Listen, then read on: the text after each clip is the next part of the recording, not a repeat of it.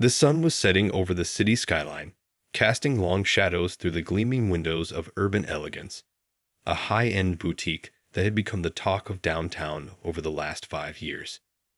Inside, the store's owner was doing what he loved most, making sure everything was perfect for tomorrow's big sale. He moved quietly between the carefully arranged displays, straightening a silk scarf here, adjusting a designer handbag there. His fingers ran gently over the soft leather of a new collection that had arrived that morning. Despite owning the store, he was dressed casually today in jeans and a comfortable sweater. It was inventory day after all, and he preferred to be comfortable while doing the heavy lifting. The boutique was his pride and joy, a dream he'd built from scratch. Every corner held a story, like the vintage mirror near the entrance that he'd discovered at a flea market, now elegantly reflecting the store's chandelier light across the polished floors. The walls, painted in warm cream tones, displayed framed magazine articles about the store's success and its innovative approach to fashion. Near the entrance hung a simple but elegant sign that read, "Welcome to Urban Elegance," alongside several awards for business excellence. What made this boutique special wasn't just its carefully curated collection of designer items, but the warm, inviting atmosphere that made every customer feel special, regardless of what they were wearing or how much they planned to spend. As he checked the inventory list on his tablet, memories flooded back of the day he signed the lease.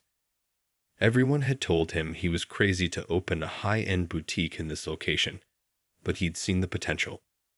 Now, 5 years later, Urban Elegance was one of the most successful stores in the shopping district, with a loyal customer base that appreciated both the quality of the merchandise and the exceptional service.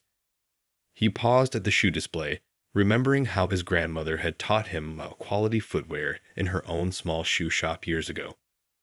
"You can tell a lot about shoes by running your fingers along the stitching," she used to say. Now, as he adjusted a pair of handcrafted Italian loafers, he smiled, knowing she would be proud of how he carried on her attention to detail. The store's evening lighting created a cozy atmosphere as he worked, with soft jazz playing in the background. Each display was thoughtfully arranged to tell a story. Winter boots paired with cozy scarves, evening bags displayed next to elegant jewelry, each vignette carefully crafted to inspire customers. Just as he was about to move to the next section, his eyes caught a slight imperfection in one of the window displays. Moving closer, he began to carefully rearrange the mannequin's scarf, making sure it draped just right.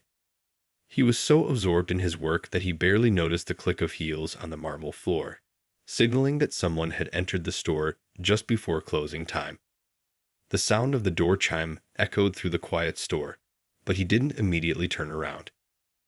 After all, there were still 10 minutes until closing, and he had a strict policy of treating every customer like they were the first of the day, no matter what time they came in. Little did he know that this particular customer was about to turn his peaceful evening into something entirely unexpected. The woman who walked into Urban Elegance carried herself with an air of importance, her designer handbag swinging from her arm as her heels clicked against the polished floor. She was dressed in what looked like an expensive business suit, her hair perfectly styled, and her makeup flawless. From the way she surveyed the store, you could tell she was used to getting her way. At first, she didn't seem to notice the owner, who was still focused on adjusting the window display. Her eyes swept across the store's expensive merchandise, lingering on the price tags of several designer items. She picked up a silk scarf, running it through her fingers before carelessly dropping it back on the display.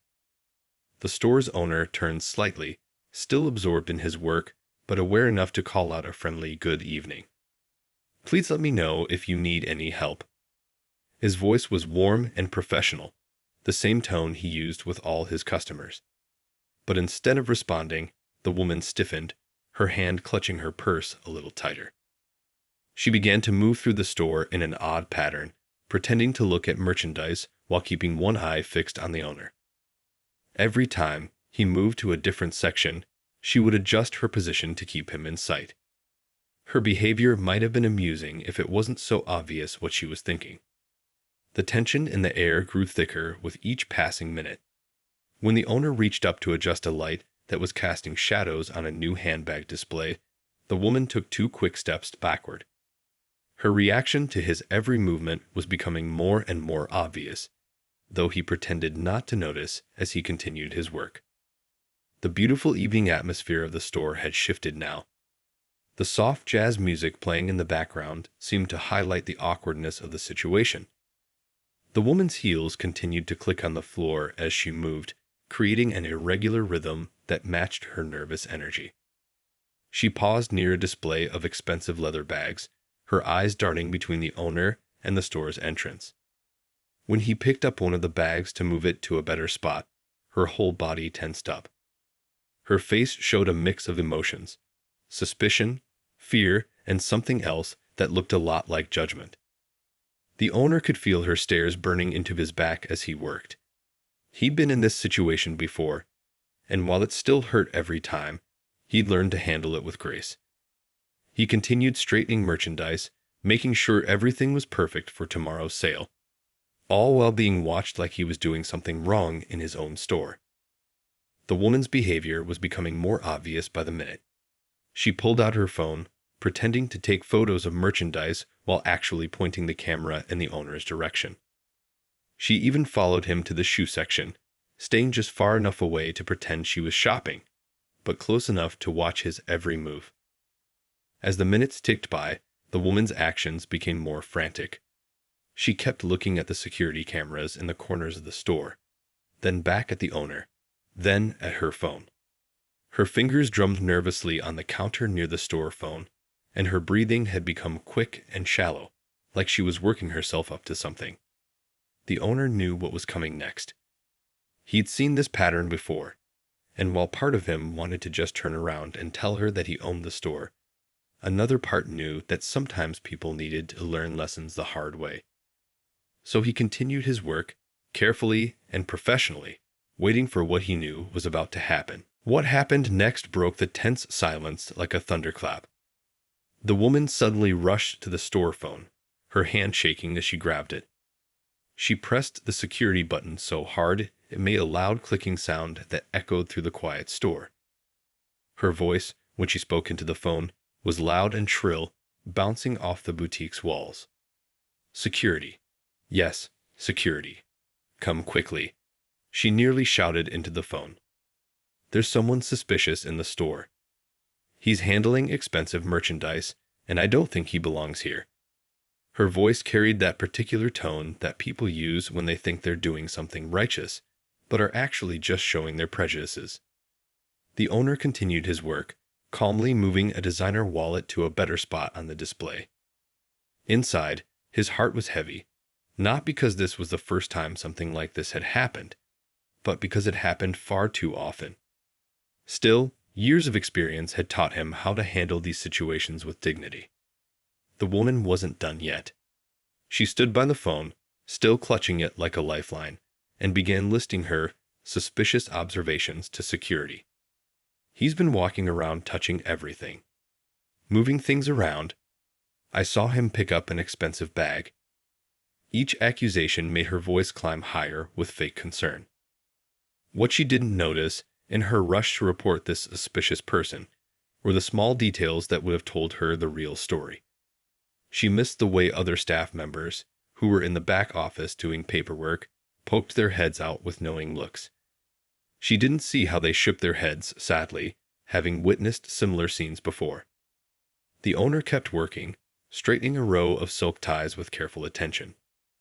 His movements were deliberate and professional, even as the woman's voice carried across the store, making accusations that would have made anyone else angry. But he'd learned long ago that responding with anger only made these situations worse. "He's dressed so casually," the woman continued into the phone, as if wearing comfortable clothes was somehow a crime. "He doesn't look like he can afford anything in here." Her voice dripped with judgment, each word revealing more about her own prejudices than anything else. The security guard's footsteps could be heard approaching the store entrance. The click of his boots on the mall floor grew louder, and the woman's face lit up with what looked like triumph. She straightened her expensive blazer and prepared to point out the suspicious person to security. Through all of this, the owner maintained his composure, though anyone watching closely might have noticed the slight tension in his shoulders. He knew what was about to happen, and part of him wished he could record it, not out of spite, but because sometimes people need to see themselves clearly to understand how their actions affect others. The evening light streaming through the store windows had grown dimmer, casting long shadows across the floor. The woman stood near the entrance, practically bouncing on her heels as she waited for security to arrive. She kept glancing between the owner and the door, probably imagining how this scene would play out, though the reality would be very different from what she expected. Just before security reached the door, the owner picked up another expensive handbag to move it to a different display. The woman gasped loudly, as if moving merchandise was somehow proof of wrongdoing. "Look," she stage whispered toward the approaching security guard. "He's touching the merchandise again." Little did she know, she was about to learn a valuable lesson about assumptions, prejudice, and jumping to conclusions. The security guard was just steps away from entering the store, and what would happen next would change not just her evening, but possibly her entire perspective. The security guard walked into Urban Elegance with an easy confidence, his polished badge catching the evening light. He was a familiar face at the mall, known for his friendly smile and professional demeanor. The moment he stepped through the doorway, his eyes crinkled with amusement. He already knew exactly what was going on. Before he could even open his mouth, the woman rushed forward, speaking in urgent whispers. "Thank goodness you're here. That man," she pointed dramatically at the owner, "has been wandering around the store, touching all the expensive items. I've been watching him, and he clearly doesn't belong here." The owner turned around slowly, a gentle smile playing on his lips. The security guard had to bite back a chuckle. They'd known each other for years, sharing morning coffee and friendly conversations about their families. They even attended each other's holiday parties.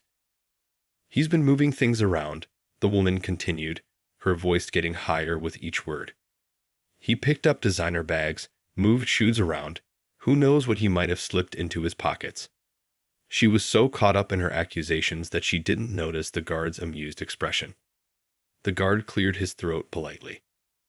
"Ma'am," he started, but the woman wasn't finished. She launched into a detailed description of every suspicious movement she'd witnessed in the past 15 minutes, getting more worked up with each sentence.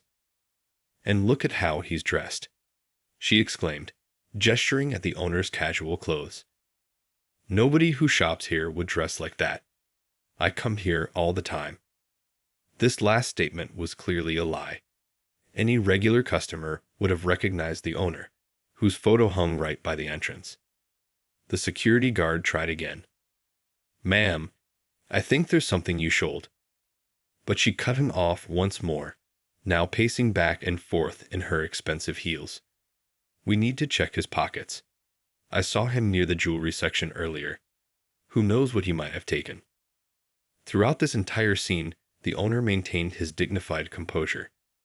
He'd been putting away his tablet and gathering some papers from behind the counter, letting the woman finish her tirade. Other staff members had quietly emerged from the back office, standing in the doorway with knowing looks on their faces. The woman's voice was reaching a fever pitch. "I don't understand why you're just standing there. Aren't you going to do something? This is exactly what security is for." She gestured wildly at the guard, who was finding it increasingly difficult to keep a straight face. Finally, the owner stepped forward, his movement causing the woman to take a startled step back.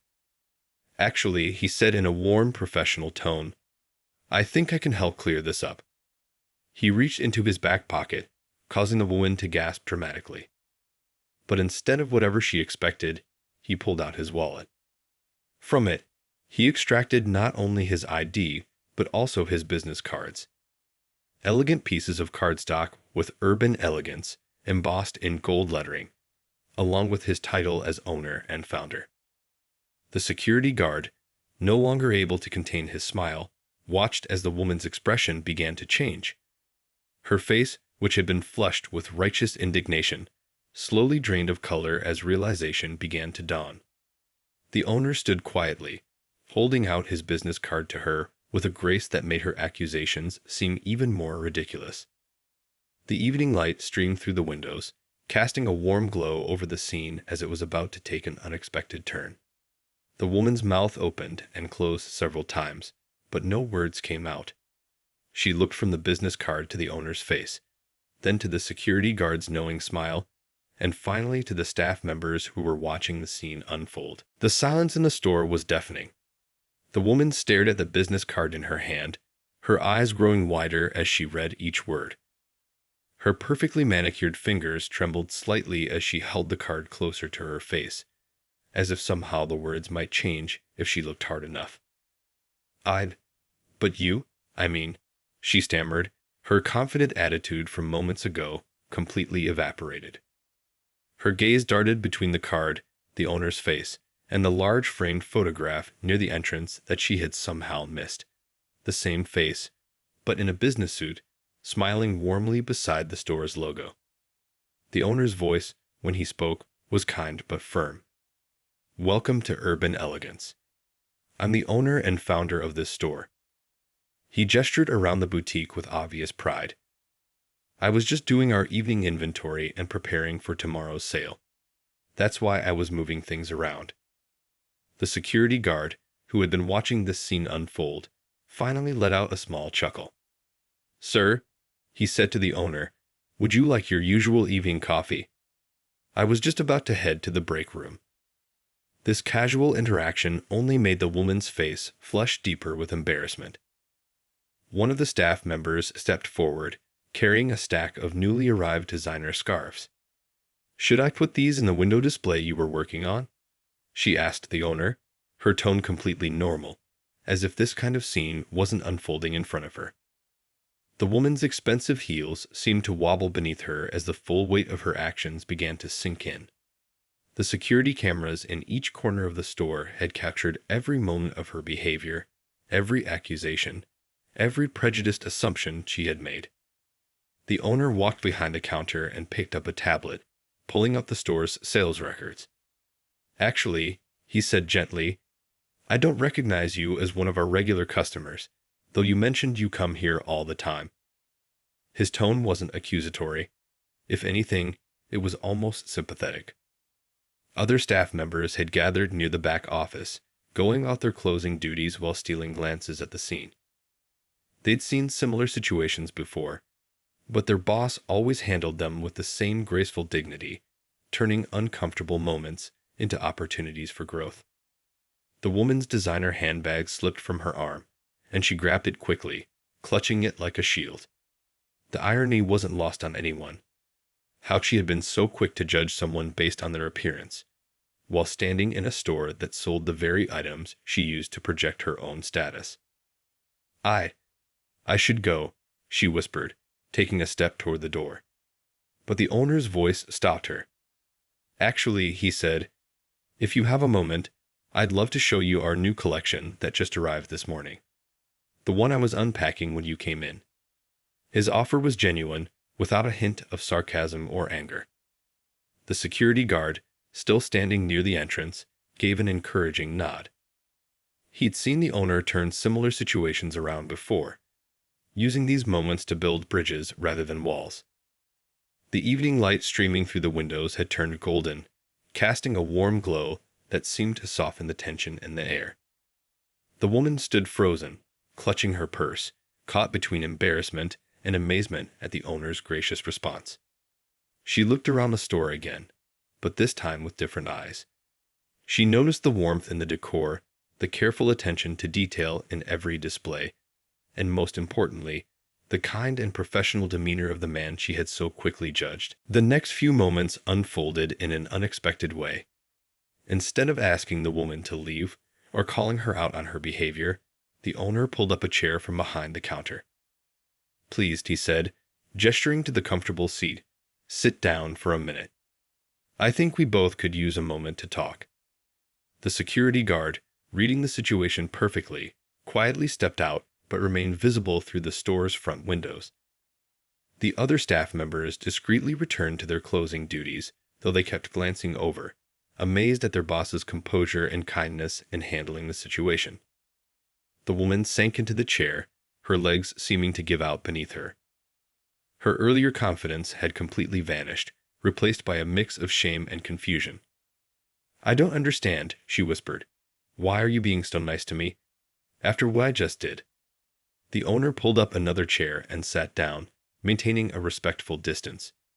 "You know," he began, his voice gentle but firm, "this isn't the first time something like this has happened. And sadly, it probably won't be the last." He paused, letting his words sink in. "The first time it happened," he continued, "I was so angry I wanted to shout. It was just 2 months after I opened the store." He gestured around at the boutique. "I'd put everything I had into this place, my savings, my dreams, countless sleepless nights. And someone assumed I was stealing from my own store." The woman's eyes began to water as she listened. She looked down at her hands, twisting the expensive rings on her fingers. The evening light cast long shadows across the floor, and the soft jazz music still playing in the background seemed to make the moment more intimate. But over time, the owner went on, "I realized something important. Getting angry doesn't change anything. But conversations like this one, they can change everything." He reached for a tissue box on the counter and offered it to the woman, who took one with trembling fingers. One of the staff members approached quietly with 2 cups of tea, setting them down on a small table nearby. The woman stared at this simple act of kindness as if it was the most confusing thing she'd ever seen. "I could have called security on you," the owner said thoughtfully, "for harassment. I could have posted the security footage online. It would probably go viral."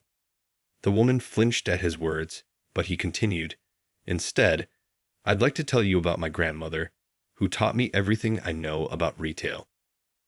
He picked up one of the designer shoes from a nearby display. "She used to own a small shoe shop. She always said you could tell the quality of a shoe by running your fingers along the stitching."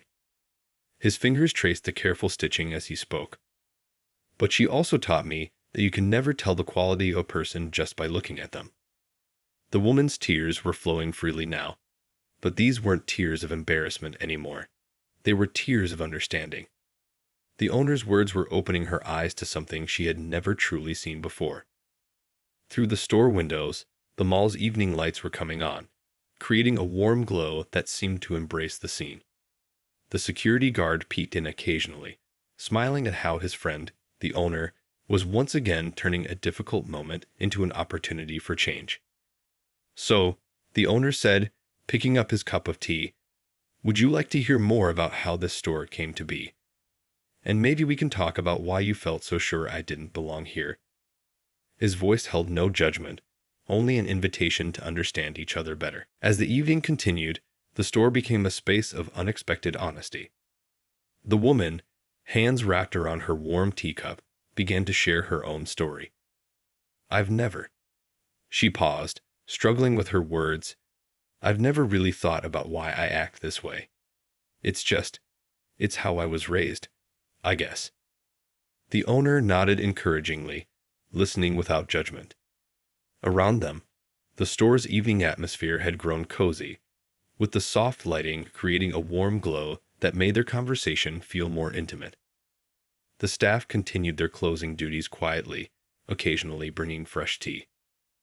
"You know what the funny thing is?" the owner said, gesturing to a framed newspaper article on the wall.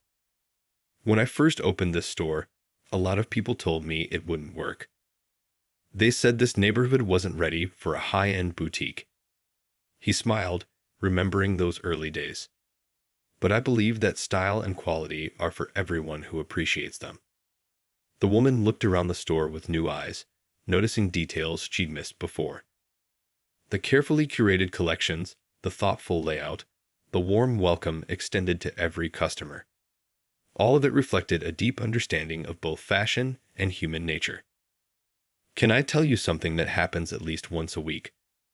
the owner continued, standing up to adjust a nearby display. "People walk in, take one look at me, and asked to speak to the owner. He chuckled softly. Sometimes they insist they'll only deal with the owner, not realizing they already are. The security guard, who had been checking in periodically, entered with a small plate of cookies from the mall cafe. "Thought you might need these," he said with a friendly smile. "Your favorite chocolate chip ones." This simple gesture showed the genuine friendship between them, making the woman sink a little lower in her chair. "Last month," the owner shared, taking a cookie, "a customer refused to believe I could afford the clothes in my own store. I was wearing one of our best suits that day." He wasn't saying this to make the woman feel worse. His tone was thoughtful, educational. It's exhausting sometimes, having to constantly prove you belong in spaces you've created. The woman dabbed at her eyes with a tissue. "I never thought," she started, then stopped. "I mean, I didn't realize." She seemed to be struggling to find the right words to express her growing understanding. The owner leaned forward slightly. "You know what makes this store special?"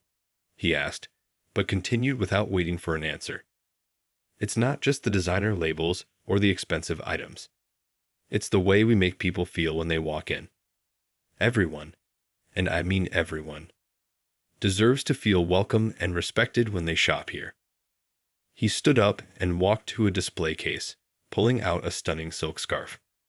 "This scarf," he said, holding it up to the light, "is beautiful not because of its price tag, but because of the artistry that went into creating it. Just like people, their value isn't in what they're wearing or how they look, but in who they are."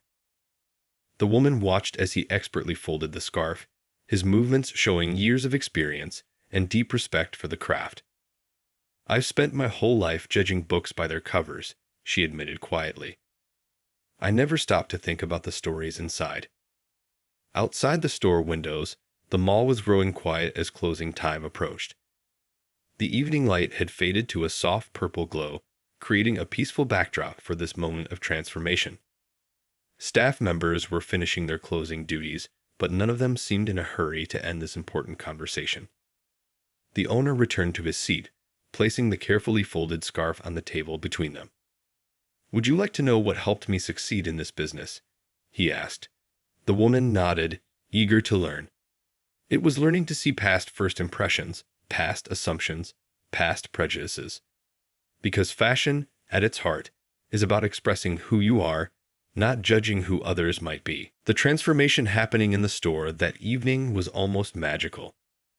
As their conversation continued, the woman's entire demeanor had changed. She sat up straighter, but not with her earlier arrogance. This time, with the posture of someone beginning to understand something important.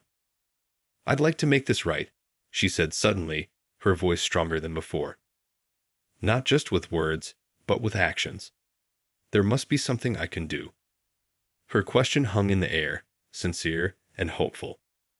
The owner, who had seen many reactions to similar situations, recognized genuine change when he saw it. The security guard, who had become part of this evening's story, shared a meaningful look with the owner. He'd witnessed countless incidents in the mall over the years, but few had ended with such promise for real change. "You know," he said, joining their conversation, "we've been trying to start a program to address these kinds of situations in the mall." The owner nodded thoughtfully. "That's right. We've been working on putting together training sessions for retail staff and security personnel. Not just about preventing discrimination, but about creating a genuinely welcoming environment for everyone." He paused, watching the woman's reaction carefully. She leaned forward, interested. "Training sessions?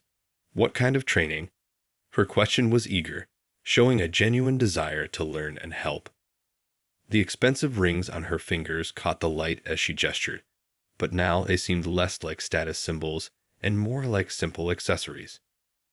"Well," the owner explained, standing up to grab a folder from behind the counter, "we want to help people understand that great customer service means treating everyone with respect, regardless of how they look or what they're wearing." He opened the folder, revealing plans for a community outreach program. The woman studied the papers with growing interest. "This is impressive," she said, flipping through the pages. But how do you get people to actually change their behavior? I mean, looking at myself just an hour ago. She trailed off, shaking her head at the memory of her own actions. A staff member approached with fresh tea, adding to the comfortable atmosphere that had developed. You know what might help? She suggested gently. Sharing your story. Sometimes the most powerful lessons come from people who've learned them firsthand. The owner smiled encouragingly. She's right. Your experience tonight, both a mistake and your willingness to learn from it, that could be incredibly valuable for others. He pulled out a calendar from his desk. We're planning our first training session for next month. The woman's eyes lit up with purpose. I could help organize it, she offered. I have experience in event planning. And she paused, laughing softly at herself. I obviously have first-hand experience with the problem we're trying to solve. The security guard nodded approvingly. Having someone who's been on both sides of this situation could make a real difference. People might listen more openly to someone who admits they needed to change themselves. The store's evening shadows had grown longer, but the atmosphere inside was brighter than ever. The owner watched as the woman began jotting down ideas in her designer notebook, the same one she clutched nervously earlier when calling security. We could start with small group discussions, she suggested, writing quickly. Share real experiences, like what happened tonight. Help people understand how their assumptions affect others. Her enthusiasm was genuine, her desire to make amends transforming into a commitment to create change. The owner sat back, watching this unexpected turn of events with satisfaction. In all his years of handling difficult situations, he'd learned that sometimes the biggest critics could become the strongest allies, if given the chance to learn and grow. As they continued planning, the mall's evening lights created a warm glow through the windows. The store, which had earlier been a scene of tension and prejudice, had become a place of transformation and hope. Tomorrow, it would open its doors as usual, but something had changed, not just in one person, but in the possibility of changing many more. 1 month later, the mall's community room was packed with people. The owner stood at the front, wearing one of his finest suits, watching as retail workers, security staff, and store managers filled every seat. But it was the woman beside him who commanded attention, the same woman who had once called security on him in his own store. I'm here to share a story, she began, her voice clear and confident. A story about a mistake I made, and how it changed my life. The room fell silent as she described that evening in urban elegance, not sparing herself any embarrassment in the telling. Her honesty touched everyone in the room. The security guard, sitting in the front row, nodded encouragingly. He'd helped organize this training session, knowing how important it was to address the everyday prejudices that affected so many shoppers and store owners. The simple badge on his uniform seemed to shine brighter today. Since that night, the woman continued, gesturing to the owner, I've learned so much. I've spent time in the store, watching how he treats every customer who walks through those doors with the same respect, the same warm welcome, regardless of what they're wearing or how they look. The owner stepped forward to share his own experiences, but not with anger or blame. Instead, he talked about hope and change. He described how his store had become more than just a boutique. It was now a place where important conversations happened, where assumptions were challenged, and where people could learn to see beyond their first impressions. Around the room, phones had appeared as people recorded the session. Some were already sharing clips on social media, spreading the message beyond the mall's walls. The story of the prejudiced shopper and the gracious owner was touching hearts across the internet. But we're not just here to talk, the woman announced, pulling out a stack of papers. We've created a program, a real practical way to help stores become more welcoming to everyone. She outlined their plans for regular training sessions, customer service workshops, and community events. The owner watched with pride as she handled questions from the audience. She'd become a powerful advocate for change, using her own experience to help others recognize and address their hidden biases. Her designer clothes were the same, but she wore them differently now, with humility instead of arrogance. To everyone's surprise, news stations had picked up the story. A local reporter stood quietly in the back, capturing the moment when prejudice turned into purpose. The owner had agreed to share their story, hoping it would inspire other businesses to take similar steps. The best part, the woman said, smiling at the owner, is that I've learned what true luxury means. It's not about expensive clothes or designer labels. It's about treating everyone with dignity and respect. The room burst into applause, understanding the deeper truth in her words. As the session ended, people lined up to share their own stories and sign up for future training. The owner's boutique had become more popular than ever, not just for its fashion, but for the lessons in humanity it represented. Sales had actually increased as the story spread, proving that doing the right thing could also be good for business. The security guard approached them after the session, grinning broadly. "You know," he said to the owner, "that evening could have gone so differently. But you chose to teach instead of judge." He turned to the woman. "And you chose to learn instead of defend." Outside the community room, the mall bustled with afternoon shoppers. Through the windows of Urban Elegance, staff could be seen welcoming customers of all backgrounds with genuine warmth.